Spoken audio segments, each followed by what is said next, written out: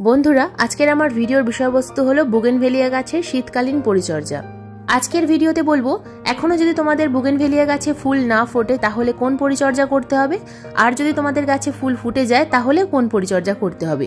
যে গাছে ফুল ফোটেনি সেই গাছে আমরা কি পরিচর্যা করব, আর যে গাছে ফুল ফুটে গেছে সেই গাছে আমরা এই সময় কি খাবার প্রয়োগ করব, কি খাবার প্রয়োগ করব না, গাছে কোনো কিছু পাতায় স্প্রে করতে হবে না করতে হবে না, জল আমরা কতটুকু পরিমাণ দেব, জল দেব কি দেব না, সমস্তটাই বলবো আজকের এই ভিডিওতে। তাই আজকের এই ভিডিওটা কিন্তু খুবই গুরুত্বপূর্ণ হতে চলেছে। আজকের এই ভিডিওটা সম্পূর্ণ মনোযোগ দিয়ে দেখার অনুরোধ রইল।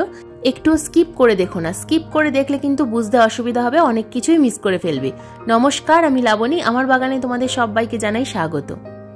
বন্ধুরা, বুগেনভেলিয়া বাগানবিলাস অথবা কাগজ ফুল গাছে প্রায় সারা বছরই ফুল ফোটে, শুধুমাত্র বর্ষায় কয়েকটা দিন এই গাছে ফুল ফোটা বন্ধ থাকে। যদি তোমরা বাগান করতে ভীষণ ভালোবাসো কিন্তু হাতে একদম সময় নেই, তাহলে এই বুগেনভেলিয়া গাছ কিন্তু তোমাদের জন্য একটা আদর্শ গাছ। এই বুগেনভেলিয়া গাছে পরিচর্যা খুব কম করলেও গাছে কিন্তু প্রচুর পরিমাণে ফুল ফোটে। এবার আসি পরিচর্যার কথায়। টিপস নাম্বার 1, বন্ধুরা, এই বুগেনভেলিয়া গাছকে আমরা কোথায় রাখবো? সারা বছর আমরা এই বুগেনভেলিয়া গাছকে কিন্তু ফুল সানলাইটের মধ্যে রাখবো। যদি ফুল সানলাইটের মধ্যে না থাকে তাহলে কিন্তু এই বুগেনভেলিয়া গাছে সারা বছর আমরা ফুলের দেখা পাবো না। যদি এই গাছকে তোমরা ব্যালকনিতে করতে চাও তাহলে করতে পারো, কিন্তু এমন একটা জায়গায় এই গাছকে রাখতে হবে যেখানে 5 থেকে 6 ঘন্টা রোদ্দুর আসে, তবেই কিন্তু এই গাছে প্রচুর পরিমাণে ফুল ফুটবে। এবার বলবো টিপস নাম্বার 2, জল আমরা কতটা পরিমাণ প্রয়োগ করব। গাছে ফুল আসার পর কিন্তু জল একটা ভাইটাল বিষয়। এই সময় আমরা খুব কমও জল দেব না, আবার খুব বেশিও জল দেব না। এই সময় আমাদেরকে কিন্তু একটু বুঝে বুঝে জল প্রয়োগ করতে হবে। যদি আমরা অতিরিক্ত মাত্রায় জল প্রয়োগ করি তাহলেও গাছের ফুল ঝরে পড়বে, আর যদি আমরা একেবারে কম জল প্রয়োগ করি তাহলে তো ফুল ঝরে পড়বেই।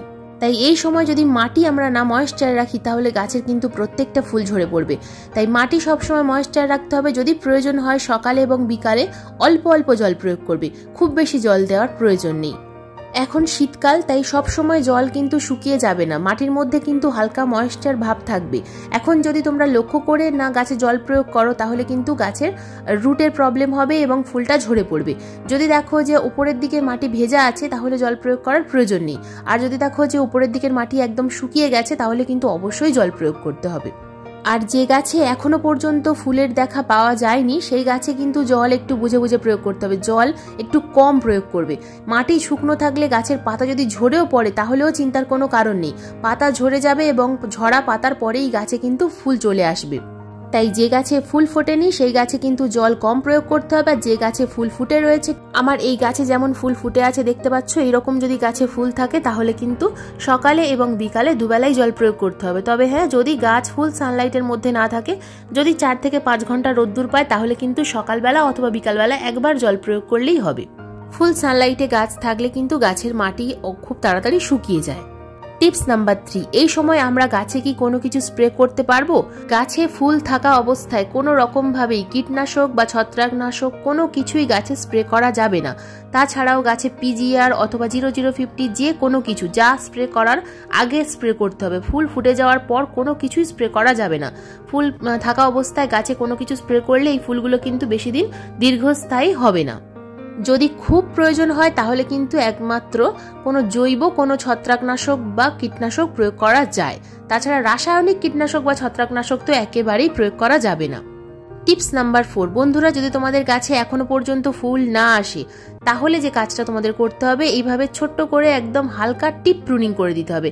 হাতের সাহায্যে অথবা কাঁচির সাহায্যে টিপ প্রুনিং করে দিলে, দেখো আমি কতটা পরিমাণ টিপ প্রুনিং করলাম। টিপ প্রুনিং করলে পরবর্তী সময়ে যে ডালটা আসবে সেই ডালে কিন্তু ছোট ছোট ফুল তোমরা দেখতে পাবে।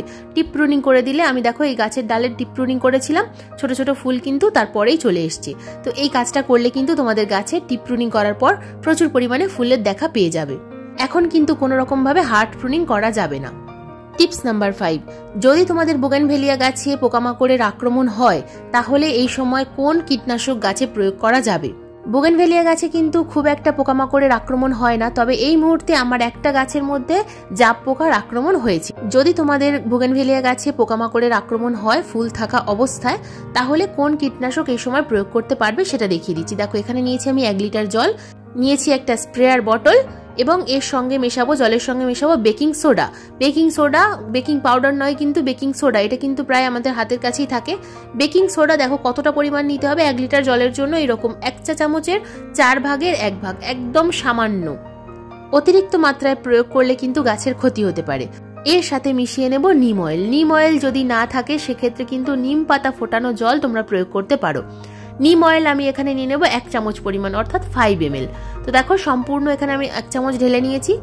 অনেক সময় নিম অয়েল জলের সাথে মিশতে চায় না, সেক্ষেত্রে কিন্তু 1 চামচ পরিমাণ হ্যান্ড ওয়াশ অথবা 1 চামচ পরিমাণ শ্যাম্পু এই নিম অয়েলের সাথে মিশিয়ে নিতে হবে, তবেই কিন্তু গাছে স্প্রে করা যাবে। আমার এই নিম অয়েল যেহেতু জলের সাথে মিশে যায় সেই কারণে আমি আর হ্যান্ড ওয়াশ বা শ্যাম্পু নিলাম না, তবে তোমরা কিন্তু অবশ্যই এখানে নিম অয়েলের সাথে হ্যান্ড ওয়াশ বা শ্যাম্পু মিশিয়ে নিতে পারো। তো আমি এই দুটো উপাদান খুব ভালোভাবে 1 লিটার জলের সাথে মিশিয়ে তারপর কিন্তু স্প্রেয়ার বটলের মধ্যে ঢেলে গাছে স্প্রে করব। তো এই কাজটা তোমরা যদি একদিন অন্তর অন্তর গাছে স্প্রে করতে পারো তাহলে কিন্তু খুব ভালো রেজাল্ট দেখা যায়। এটা কিন্তু তোমরা জবা গাছেও প্রয়োগ করতে পারো, যে সমস্ত গাছে জাপ পোকার আক্রমণ হয়েছে দেখতে পাচ্ছ সেই সমস্ত গাছে কিন্তু খুব ভালোভাবে স্প্রে করবে। ঠিক যে জায়গায় পোকার আক্রমণ হয়েছে ঠিক সেই জায়গায় গাছে যদি একদিন অন্তর অন্তর ভালোভাবে স্প্রে করতে পারো আর কিন্তু এই জাপ পোকা থাকবে না। এবার আসি গাছে আমরা কি খাবার প্রয়োগ করব, এই সময় কোন খাবার গাছে প্রয়োগ করা যাবে, কোন খাবার প্রয়োগ করা যাবে না। ঠিক যেমন গাছের রাসায়নিক কোনো খাবার বা পেস্টিসাইড গাছে স্প্রে করা যাবে না, ঠিক তেমনই কিন্তু গাছের গোড়ায় এই সময় কোনো রকমভাবে রাসায়নিক কোনো খাবার প্রয়োগ করা যাবে না। যে গাছে ফুল আসেনি সেই গাছে অবশ্যই রাসায়নিক খাবার প্রয়োগ করা যাবে, আমার আগের ভিডিওতে দেখানো আছে কি খাবার প্রয়োগ করতে হবে। কিন্তু যে গাছে ফুল এসে গেছে সেই গাছে ফুলগুলোকে দীর্ঘস্থায়ী করার জন্য আমরা এই সময় কি খাবার প্রয়োগ করতে পারবো সেটাই দেখাবো আজকের এই ভিডিওতে। সম্পূর্ণ ঘরোয়া জৈব তরল খাবার এই সময় গাছে প্রয়োগ করব, যে খাবার প্রয়োগ করলে প্রত্যেক বছর আমি দেখেছি খুব ভালো রেজাল্ট পাওয়া যায়, আর সেটা আমি প্রত্যেকবার তোমাদের সাথে শেয়ারও করে থাকি। তো দেখো প্রথমেই কি করতে হবে, গাছের মাটিটা খুব ভালোভাবে ঘষে নিতে হবে। এটা আমাদেরকে মাসে 2 বার অবশ্যই করতে হবে, তবে কিন্তু গাছের যে জল আমরা প্রয়োগ করি সেই জলটা ঠিকঠাকভাবে মাটিতে থাকবে, মাটি ময়েশ্চার থাকবে। তা না হলে মাটিতে জল দেওয়ার সঙ্গে সঙ্গেই জল ড্রেনেজ হোল দিয়ে বাইরে বেরিয়ে যাবে, জলটা কিন্তু মাটির মধ্যে থাকবে না আর মাটি ময়েশ্চার থাকবে না, খুব তাড়াতাড়ি মাটি শুকিয়ে যাবে। তাই 15 দিন অন্তর অন্তর মাটি ভালোভাবে খুশে নিতে হবে এবং কোন খাবার আমরা প্রয়োগ করব সেই খাবারটাকে তৈরি করতে হবে। দেখো প্রথমে নিয়ে নিয়েছি আমি পেঁয়াজের খোসা। 1 লিটার জল আমি এখানে ইউজ করব, সেই 1 লিটার জলের মধ্যে নিতে হবে 2 মুঠো পরিমাণ পেঁয়াজের খোসা। শুধুমাত্র উপরের দিকে যে ছালটা থাকে খোসা সেটাই আমরা কিন্তু ব্যবহার করব।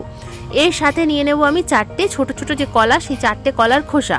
যদি তোমরা বড় কলা ইউজ করো সেক্ষেত্রে 2টো কলা দেবে, যদি কলা না থাকে সেক্ষেত্রে কলা নেওয়ার প্রয়োজন নেই, শুধুমাত্র পেঁয়াজের খোসা নিতে পারো।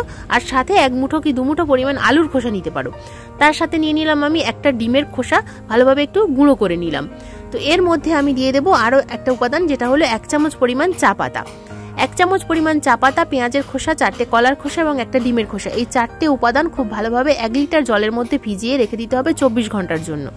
24 ঘন্টা ভিজে গেলে কিন্তু ভালোভাবে নিউট্রিশন জলের মধ্যে বেরিয়ে আসবে এবং গাছের জন্য এটা কিন্তু খুব দারুণ একটা খাবার তৈরি হবে।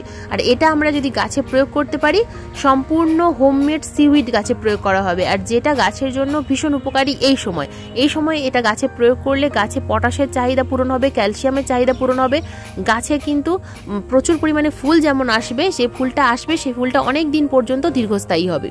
তো দেখো 24 ঘন্টা পর খাবারটা কিন্তু তৈরি হয়ে গেছে। এবার এই খাবারটা ছেঁকে নিতে হবে অন্য একটা পাত্রের মধ্যে, ছেঁকে তবেই কিন্তু গাছে প্রয়োগ করা যাবে, না ছেঁকে প্রয়োগ করা যাবে না। ছেঁকে তারপর সাধারণ জলের সাথে ডাইলিউট করে তবেই গাছে প্রয়োগ করতে হবে, ডাইলিউট না করে প্রয়োগ করলে কিন্তু গাছের ক্ষতি হবে। তো দেখো এখানে কিন্তু জলটা আমার রেডি হয়ে গেছে, পেঁয়াজের খোসা, চা পাতা, কলার খোসা এবং ডিমের খোসা ভেজানো যে জলটা ছিল সেটা রেডি হয়ে গেছে। তো এই সম্পূর্ণ 1 লিটার জলের মধ্যে আমি কিন্তু আরও 1 লিটার পরিমাণ জল মিশিয়ে তারপর গাছে প্রয়োগ করব। শীতকাল খুব বেশি ডাইলিউট করার প্রয়োজন নেই, কিছুটা পরিমাণ জল মিশিয়ে আমি প্রয়োগ করলাম। তো দেখো যে গাছে সবেমাত্র ফুল আসছে অথবা যে গাছে ফুল এখনো আসেনি অথবা যে গাছে ফুল আছে, প্রত্যেকটা গাছে এই খাবার কিন্তু আমরা প্রয়োগ করতে পারবো। প্রথমে টবের মাটিটা হালকা করে খুশে নিতে হবে এবং টবের মিডিয়াতে যতটুকু পরিমাণ জল দিলে প্রয়োজন দেওয়া দরকার সেই ততটুকু পরিমাণ দিতে হবে, একেবারে মেপে মেপে দেওয়ার কোনো প্রয়োজন নেই। দেখো এক একটা 8 ইঞ্চি টবে 250 থেকে 300 ml করে লিকুইড আমি কিন্তু প্রয়োগ করছি, খুব কমও নয় আবার খুব বেশিও নয়। আমি 1 লিটার জলে তৈরি করে দেখালাম, বাগানে যতগুলো গাছ আছে সেইভাবে তোমরা কিন্তু খাবারটাকে তৈরি করবে এবং প্রত্যেকটা গাছে প্রয়োগ করবে। 15 দিন অন্তর অন্তর 2 বার প্রয়োগ করবে এই খাবার, বারে বারে প্রয়োগ করার কোনো প্রয়োজন নেই। কিন্তু যে গাছে ফুল এখনো আসেনি সেই গাছে তোমরা কিন্তু 10 দিন অন্তর অন্তর প্রয়োগ করতে পারো। এই খাবারটা প্রয়োগ করলে তোমরা নিজেরাই দেখতে পাবে ফুলের কালার উজ্জ্বল হবে, গাছে প্রচুর পরিমাণে ফুল আসবে এবং যে সমস্ত ফুল গাছে আসবে প্রত্যেকটা ফুল কিন্তু দীর্ঘস্থায়ী হবে। যে গাছে ফুল আসেনি সেই গাছে এই খাবার প্রয়োগ করার সাথে সাথে তোমরা কিন্তু গাছের পাতায় NPK 0050 স্প্রে করতে পারো। তবে যে গাছে ফুল ফুটে আছে সেই গাছে কিন্তু কোনো রকমভাবে কোনো রাসায়নিক কীটনাশক বা কোনো রকম NPK গাছে স্প্রে করতে পারবে না। খাবার কিন্তু সকালে অথবা বিকালবেলা প্রয়োগ করতে পারবে, দুপুরবেলা খুব রোদ্দুরে গাছে খাবার প্রয়োগ করবে না। আর যে কীটনাশক হোমমেড কীটনাশক তৈরি করে দেখালাম সেটাও কিন্তু বিকালবেলা অথবা খুব সকালবেলা গাছে স্প্রে করতে হবে, কুয়াশা যখন থাকবে না ঠিক সেই সময়। কুয়াশা থাকা অবস্থায় গাছে কিন্তু কোনো রকম কীটনাশক বা ছত্রাকনাশক প্রয়োগ করা যাবে না। বন্ধুরা, খাবার প্রয়োগ করার পরেও কিন্তু রয়েছে আরও একটা বোনাস টিপস। গাছে ফুল ফুটে যাওয়ার পর শুকিয়ে যাওয়া ফুলগুলোকে কেটে ফেলবে, গাছে কিন্তু শুকনো ফুলকে রাখবে না। ফুল কেটে দেওয়ার পর দেখো সাইড থেকে কিন্তু আবার নতুন নতুন করে ফুল চলে আসবে। যে সমস্ত রিপিটেড ব্লুমার গাছ রয়েছে প্রত্যেকটা গাছে কিন্তু প্রতিনিয়ত ফুল আসতেই থাকে। বন্ধুরা, এই ছিল আজকের আমার বুগেনভেলিয়া গাছের শীতের পরিচর্যা। ডিসেম্বর মাসের শুরুতে অথবা নভেম্বর মাসের শেষে এই পরিচর্যা করে ফেলো, দুর্দান্ত রেজাল্ট দেখতে পাবে। আজকের এই ভিডিওটা তোমাদের কেমন লাগলো অবশ্যই কমেন্ট করে জানাবে। যদি ভালো লাগে তো একটা লাইক করো, শেয়ার করো, হাইপ করো। চ্যানেলে নতুন বন্ধু হয়ে থাকলে চ্যানেলটাকে সাবস্ক্রাইব করে পাশের বেল আইকনটা প্রেস করে দিও এইরকম নিত্য নতুন ভিডিও দেখার জন্য। যদি ভিডিও সংক্রান্ত কোনো প্রশ্ন থাকে অবশ্যই কমেন্ট বক্সে কমেন্ট করবে, আমি যথাযথ উত্তর দেওয়ার চেষ্টা করব। এইরকম বাগান সংক্রান্ত ভিডিও দেখার জন্য চ্যানেলটাকে কিন্তু অবশ্যই সাবস্ক্রাইব করে পাশে বেল আইকনটা প্রেস করে রেখো, কারণ এইরকম বাগান সংক্রান্ত ভিডিও প্রতিদিন ঠিক সন্ধ্যা 6টার সময় আমি আপলোড করি। ভিডিও আপলোড করার সঙ্গে সঙ্গে যখনই ভিডিও লাইভ হবে তোমাদের মোবাইল স্ক্রিনে অথবা কম্পিউটার স্ক্রিনে ভিডিও নোটিফিকেশন পৌঁছে যাবে। আজকের এই ভিডিওটা সম্পূর্ণ মনোযোগ দিয়ে দেখার জন্য তোমাদের সবাইকে জানাই অসংখ্য অসংখ্য ধন্যবাদ।